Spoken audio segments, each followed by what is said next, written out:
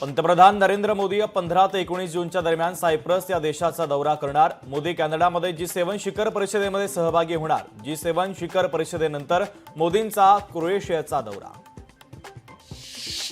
नीट UG 2025चा निकाल जाहीर। राजस्थानमधील महेश कुमारचा प्रथम क्रमांक, मध्य प्रदेशातील उत्कर्ष औधिया दुसऱ्या क्रमांकावर। धाराशिवमध्ये निधीवरून महायुतीमध्ये मतभेद, जिल्हा नियोजन समितीच्या निधीवरून वाद, प्रताप सरनाईकांनी व्यक्त केलं जाहीर दुःख। एसटी महामंडळाचं विकेंद्रीकरण, एसटी महामंडळाच्या अंतर्गत 5 प्रादेशिक विभाग, प्रताप सरनाईकांच्या निर्देशानंतर 5 प्रादेशिक विभागांची निर्मिती।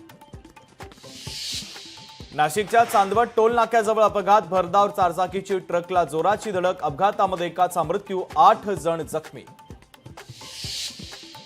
येरवाडा येथे ट्रेलरचा मोठा अपघात, भरधाव ट्रेलर एका दुमजली घराला जाऊन धडकला, सुदैवानं दुकान बंद असल्यानं मोठी दुर्घटना टळली।